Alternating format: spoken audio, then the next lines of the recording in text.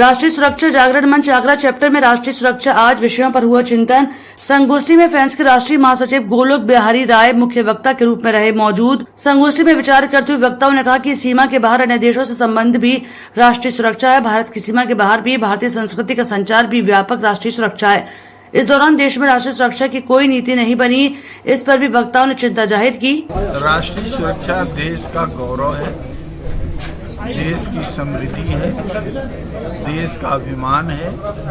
इसलिए इसकी एक व्यापक दृष्टि, एक बृहद चित्र देश के हर एक जन के सामने जब होगा तभी देश की राष्ट्रीय सुरक्षा सुनिश्चित होगी। आज देश में जिस तरीके से विचार उभर के आ रहे हैं, इस पे क्या कहना चाहेंगे? क्या ऐसी बातें हैं जिनसे ये थम जाएंगे?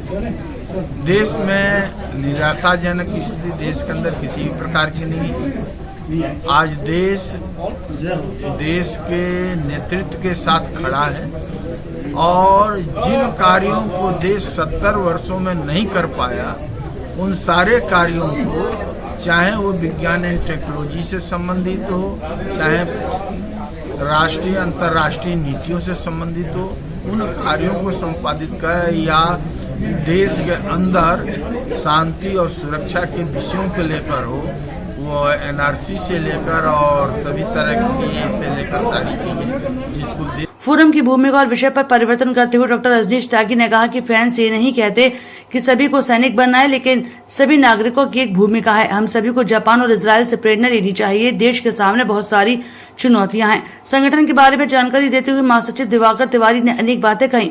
उमेश दुबे ने देश की आंतरिक सुरक्षा के बारे में महत्वपूर्ण जानकारी दी। ब्रिगेडियर मनोज कुमार ने राष्ट्रीय सुरक्षा से जुड़े कई अहम मसले का जिक्र किया। कर्नल जीएम खान ने कहा कि किसी भी संगठन के लिए उसका मिशन सबसे महत्वपूर्ण होता है। कार्यक्रम संयोजक डॉक्टर पंकज नगाइस ने कहा कि फ्रांस शिक्षा और संवाद की जानकारी एक बड़ा मंच है।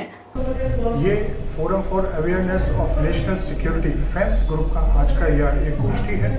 इसमें हमारे राष्ट्रीय महासचिव आदरणीय गोलोक जी आए हैं मुख्य वक्ता के रूप में।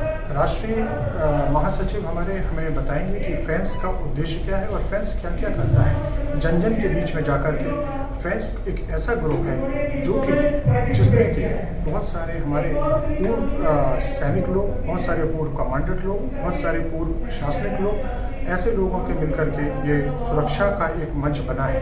ये सुरक्षा हमें सिखाता है, आंतरिक सुरक्षा भी इसका एक मुख्य पहलू है, सांस्कृतिक सुरक्षा भी इसका एक मुख्य पहलू है।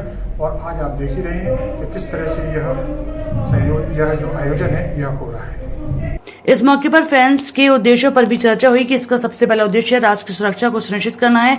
वक्ताओं ने कहा कि सुरक्षा के प्रति जागृति फैलाने के साथ ये मंच नागरिकों को सुरक्षा उपायों और आपातकालीन प्रतिक्रियाओं के तरीकों के बारे में जानकारी प्रदान करेगा। संगोष्ठी में राष्ट्रीय सुरक्षा से संबंधित मुद्दों, जागरूकता, समझ और सहभागिता बढ़ाने पर भी चर्चा हुई।